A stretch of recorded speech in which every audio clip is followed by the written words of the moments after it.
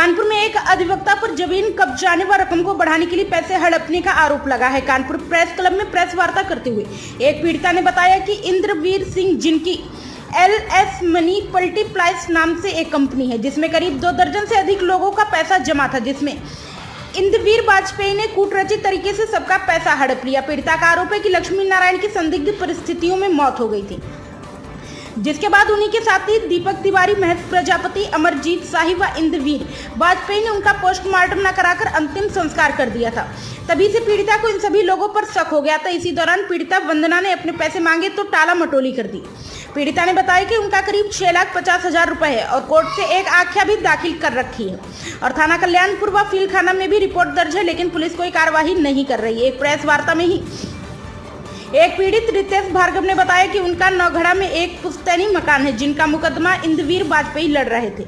उन्हें यह कहकर आश्वासन दिया कि मकान इंद्रवीर वाजपेयी के नाम कर दे तो किराएदार और मकान मालिक का विवाद में इंद्रवीर वाजपेयी की जीत होगी। जब उनके नाम कर दिया गया तो किराएदार को उन्होंने दुकान बेच दी और मकान भी अपने नाम करा लिया। पीड़ित रितेश भार्गव ने बताया कि इंद्रवीर वाजपेयी अधिवक्ता होने का फायदा उठाकर कई लोगों के साथ कूटरचित तरीके से फ्रॉड कर चुके हैं। उनके खिलाफ सख्त से सख्त कार्रवाई होनी चाहिए। प्राइम संदेश न्यूज से संवाददाता अफजाल हुसैन की रिपोर्ट। मैं कल्याणपुर की निवासी हूँ। क्या हुआ आपके साथ? सर, मुझे एक कंपनी LNS मनी मल्टीप्लायर के बारे में जानकारी दी गई कि आपको इसमें पैसा लगाइए, आपको 4% का ब्याज मिलेगा। मुझे लालच दी गई। फिर वो मेरे फादर की तबीयत खराब थी, उनको कैंसर था, तो मैंने अपना पैसा वहाँ पे इन्वेस्ट किया कि मुझे कुछ पैसा मिलेगा तो मैं अपने फादर के अच्छे से अच्छे इलाज करवा पाऊँगी। पर मुझे कोई पैसा नहीं मिला। जब मुझे पता चला लक्ष्मी नारायण की संदिग्ध परिस्थितियों में मौत हो गई और उनका ना ही उनका पोस्टमार्टम भी इन लोगों ने नहीं कराया, जो कि इनके साथ के थे दीपक तिवारी, इंद्रवीर वाजपेयी और महेश प्रजापति, अमरजीत शाही, ये लोग इनके साथ मिले हुए हैं। और भी 2-3 लोग इसमें जिनके खिलाफ मैंने FIR कराई है फील्ड थाने में। पुलिस से मैं बात करती हूँ, पुलिस मुझे परेशान करती है, बुलाती है, आप आ जाइए, आप आ जाइए, रोज़ मुझे बुला के परेशान करती है। मैं जाती हूँ, कोई मुझे उस बात का निर्णय नहीं मिलता है। कमिश्नर ऑफिस भी मैं कई बार जा चुकी हूँ, उससे भी कोई मतलब नहीं हुआ मेरा। इसमें कम से कम 100 लोगों का ग्रुप है, जिसमें से 20 से 25 लोगों की FIR है, जिसकी वादी मैं हूँ। और मैंने एक हाई कोर्ट से ऑर्डर भी करवाया था फेयर इन्वेस्टिगेशन के लिए। उस पर भी पुलिस, वो भी पेपर मैंने पुलिस को दिया, उस पर भी पुलिस ने कोई काम नहीं किया अभी तक। कितना रुपया है? सर, टोटल तो 2 करोड़ के ऊपर है पैसा, पर मेरा जो पैसा है वो अलग है, 6.5 लाख है। लेकिन उसमें और भी लोगों का पैसा है, जिसके एफिडेविट मेरे पास हैं सारे लोगों के। जी, आपने डायरेक्ट उसको पैसा दिया? मैंने पैसा दिया था उसको डॉक्टर शीतल कुमार वैश्य को। किसी कहने पे दिया था? उन्हीं के कहने पे दिया था। उन्हीं ने हमको बोला था कि आप इसमें पैसा लगाइए और आपका क्या कहते हैं 4% का ब्याज मिलेगा, जबकि वो लोग भी 1% का ब्याज लेते थे। उसमें इस बात की हमको जानकारी नहीं दी थी उन लोगों ने ऐसी कुछ भी, और मेरा पैसा लेके हड़प लिया।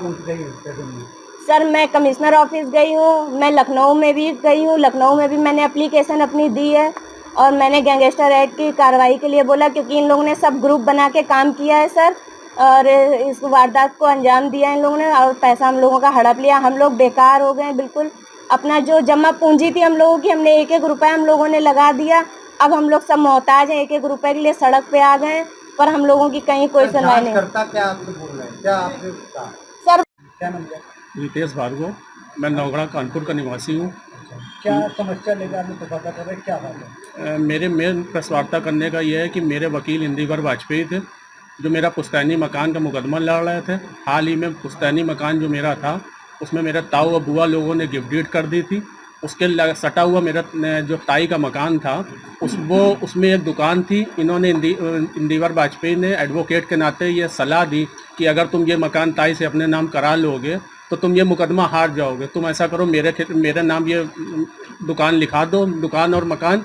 मैं तुम्हें जो है, तुम किराएदार से जब मकान खाली करा लोगे दुकान, तो मैं तुम्हारे नाम ट्रांसफ़र कर दूंगा। इन्होंने 12/8/16 को ताई से मैंने इनके नाम ट्रांसफ़र करा दी। 22/12/16 को इन्होंने किराएदार को ही वो दुकान बेच दी।